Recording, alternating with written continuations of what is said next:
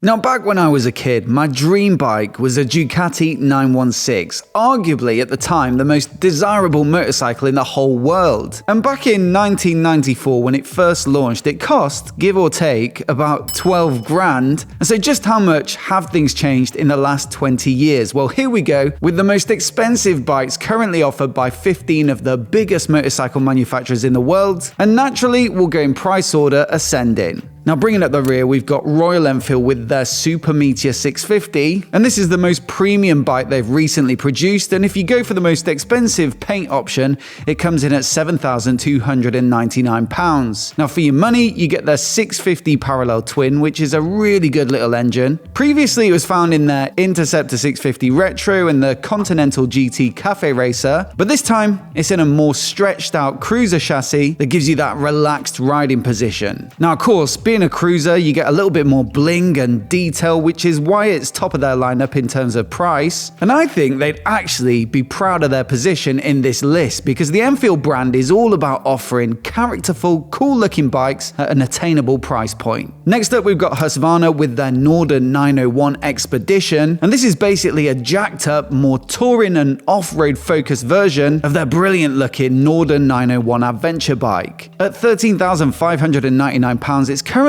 the most pricey bike on their website, and for just a few £100 more than the standard bike, you get luggage, a touring windscreen, massively upgraded suspension, and so it looks like pretty good value if you're the sort of biker who likes to get stuck into the accessories catalogue. Just a word of warning though, for the short of leg, this is one tall motorcycle. It's 875mm in the lowest seat setting, and so that probably rules quite a few of us out. Moto Guzzi are next with the V100 Mandela S, which might be, despite its low position on this list, for me, one of the most desirable bikes. It's a sort of sports tourer roadster type thing with a brand new liquid cooled V-twin that makes about 115 horses. Then you've got a top spec chassis with semi-active electronic suspension, stylish looks with their signature green and silver paint and a beautiful single-sided swing arm, and on top of all that, an innovative adaptive aerodynamic system where the windscreen and these flaps on the tank move up and down to change the airflow around the rider based upon your current speed and riding mode. Super cool, and we've got one coming for a review in August, so do hit subscribe if you've not already to see that video as soon as it goes live. Now over to Suzuki, and for £17,999, which still seems like loose change compared to the top end of this list that we'll get onto later, you can get an absolute motorcycling icon in the shape of the Hayabusa. Now this is the latest generation, which was introduced back in 2021, but it does carry pretty much all the hallmarks of the original. You've got a whopping big 1.3 litre inline-4 that has bags of torque, and it climbs to 190 horsepower peak at almost 10,000 RPM. That engine is housed in a long, weighty chassis. It's about 260 kilos, this bike, but it does make it perfect for absolutely nailing in a straight line. On top of that, it also helps to give this bike a sumptuous ride quality and this sort of stability for covering distance, and honestly, it's one of the most effortlessly quick bikes that I've had the pleasure of riding, so for just under 18k, that seems pretty fair to me. That 1.3 litre engine though is absolutely dwarfed by the next bike, which is the Triumph Rocket 3, because this gets a 2.5 litre engine, so almost twice the size, and that makes it the largest capacity production motorcycle engine currently on the market, and it also makes more peak torque than any other production motorcycle at 221 Newton meters. Specifically, the more touring biased GT version, which gets forward controls, a mini windscreen and a passenger backrest, pushes the price up a little bit compared to the more sporty R model. And then on top of that, you can choose either the 221 limited edition paint job or the new for 2023 Chrome edition, and that brings the grand total to £23,595 before you even delve into the accessories catalogue. It's a monster of a bike with a huge amount of road presence, and so in terms of the amount of metal you get for your money, this one feels pretty good. Now, before we get into the top 10, I just want to say a massive thanks to today's video sponsor, and that's Insta360. We use their X3 360 cameras to capture all of our riding footage when we're out reviewing bikes, and they've been an absolute game changer since we started using them. You can mount them anywhere on the bike, set it to record your ride, and then later in their app or the studio software, you can reframe the footage and use different crops to get awesome little clips and angles to share on social media. Genuinely, they're super easy to use, anyone can do it, and I just love how how creative you can be with the different shots, and also how stress-free it makes the process because you don't really have to worry about it being perfectly framed. So check out the links down in the description below to get yours, and you'll also find a code down there specifically for my viewers with a free gift. So once again, a massive thanks to Insta360 for their support, and with that, back to the bikes. Now we're getting into the serious money, and this is the first of some incredible looking track specials and homologation specials. For this one is the R1 GTR from Yamaha. Now this bike is for track use only, and it edges out their top level road bike, the R1M, by just a few £100. At the heart of it, you get their incredible CP4 cross-plane inline 4, which makes one of the best sounds in motorcycling, and then the rest is effectively a blank canvas to create your dream track day bike or race bike with a bunch of upgrades available through their GTR Pro shops. So 25k is the starting price, but really the sky's the limit, and in fact 44 Teeth recently published an awesome video showing just how far you can take it, up to about 150k I believe, and so I'll link to that down in the description below. Over to BMW now, and this is the M1000RR, which is a £30,940 homologation special, which I think looks incredible in this new 2023 version with some massive winglets, aero brake covers, and boatloads of carbon bodywork. Effectively, you've got their S1000RR sports bike with loads of mods to give it more power and chassis performance, and you'll even see some of the parts like the brakes branded with their M logo,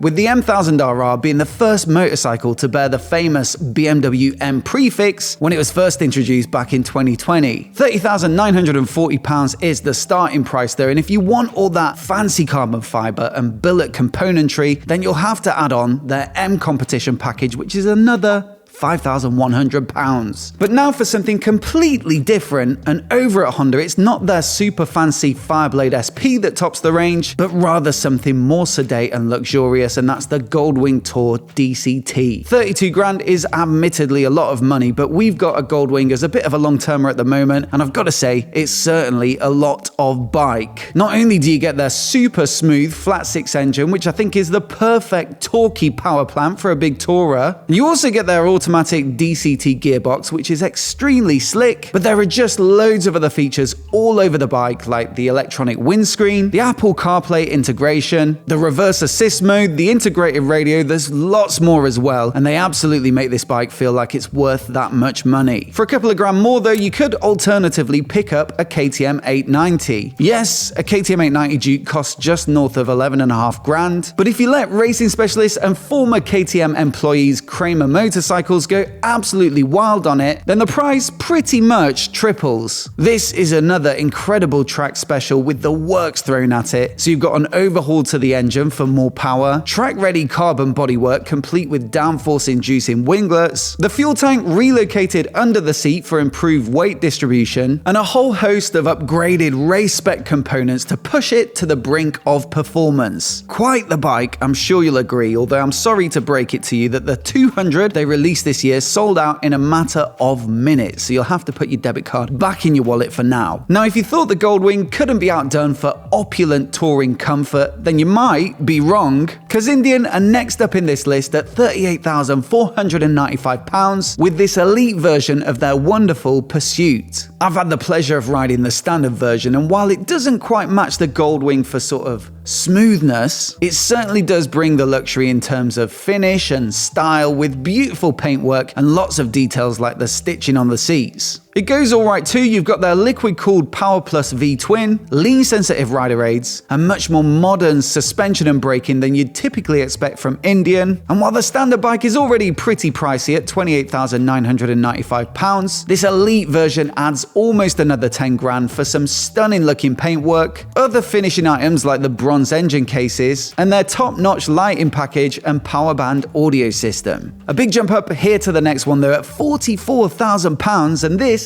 is the MV Agusta Rush 1000. Now, I don't think there's a brand that quite does the crazy in-your-face designs quite as well as MV, and this is probably their best example of it. Fundamentally, it's built upon the same platform as their Brutale 1000 RR Super Naked, so over 200 horsepower from its inline 4 and all the latest and greatest components and tech. But the Rush gets this visual redesign with a striking round headlight and tail light, a pop-in dedicated paint job, and then the main talking point point probably this aerodynamic carbon wheel cover, which gives it a super distinctive look from the back end. For pure exotica, as a statement piece in the garage, this one is very difficult to beat. But it might not surprise you to learn that we've got a couple more Italian brands to go in the top 5, and the next is Aprilia with their RS V4X Trenta, another track special with all the goodies, and this one comes in at £46,390, which makes the regular old RS V4 factory look like a bargain at about half the price. Some of the tweaks include a new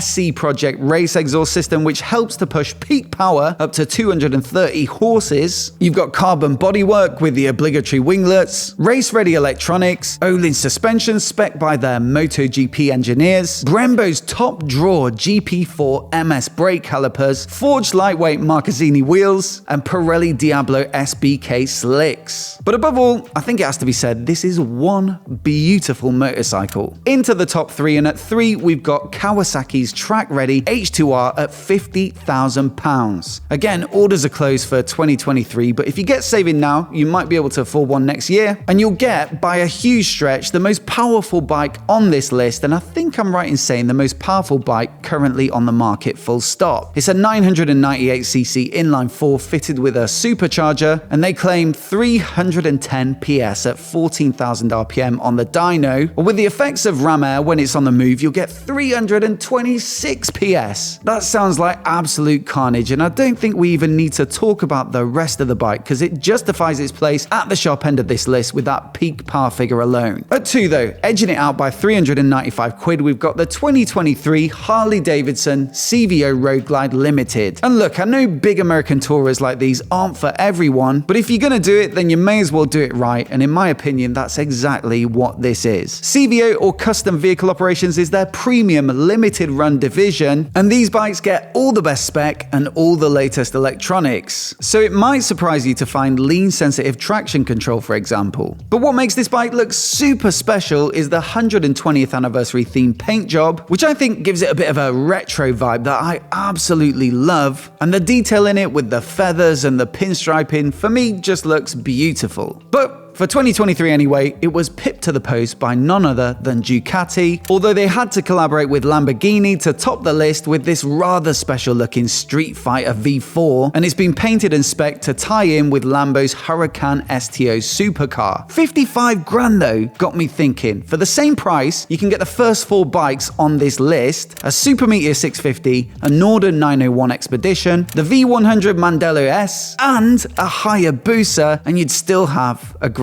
to spare. Now that's quite a garage in my opinion, and it's almost perfectly balanced. And so let me know down in the comments where your money would go. And if you want to see my full walk around of the best new Ducatis for this year from Motorcycle Live, then I'll link to it here on the screen so you can give it a watch. I think that V4 Lamborghini makes a bit of an appearance at the end, but loads of other beautiful bikes as you can imagine. Many thanks for watching today, and we'll see you in the next one.